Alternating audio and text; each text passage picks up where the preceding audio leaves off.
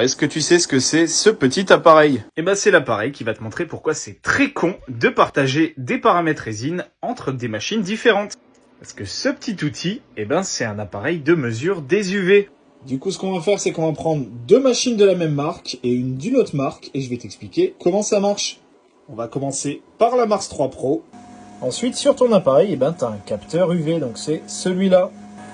Tu vas aller dans Tools, dans Clean Tank, et là, par exemple, tu vas mettre 60 secondes, donc 1 minute. Et là, tu as maintenant ton écran qui est totalement allumé. Ça va te permettre de mesurer les UV. Tu vas prendre ton capteur UV et tu vas le positionner sur ton écran. Et là, tu vas avoir une mesure en direct de la quantité d'UV sur ta machine. Alors, ce qu'il y a de bien, c'est que tu peux l'enregistrer. Donc là, tu as une mesure sur la Mars 3 Pro. Bon, maintenant, on va enchaîner avec la Saturn S qui est exactement de la même marque. De la même manière, on vient placer notre capteur UV et on a maintenant la mesure en direct sur la Saturn S. Et on va maintenant enchaîner sur la JK2 qui est d'une marque différente. On vient à nouveau mettre notre capteur sur l'écran. On vient enregistrer. Bon, maintenant on va regarder la différence entre les trois mesures. Donc là on a la JK2, là on a la Saturn S, et là on a la Mars 3 Pro. Alors comme vous pouvez voir, l'intensité lumineuse en UV n'est pas la même sur les machines, ce qui veut dire que les temps d'exposition ne seront pas les mêmes.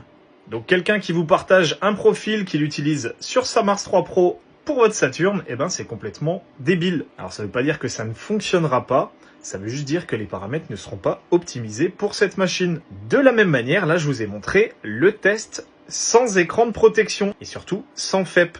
Mais si vous le faites avec un écran de protection et un FEP, vous aurez des résultats différents. Et ça aussi c'est important puisqu'en fonction des FEP ou des NFEP que vous allez utiliser, vous aurez des résultats différents. Et donc des différences avec votre copain qui a exactement la même machine. Attention néanmoins quand vous utilisez cet outil, puisqu'en fait, en fonction de là où vous allez prendre la mesure sur l'écran, vous allez avoir des résultats différents. Regardez, on va placer le capteur à différents endroits et vous verrez qu'on a des résultats qui diffèrent en fonction de la position. Et ça, c'est normal puisque c'est de la diffusion de lumière, donc c'est pas uniforme. Bon, néanmoins, les valeurs sont quand même relativement proches. Donc grosso modo, vous pouvez vous faire une moyenne.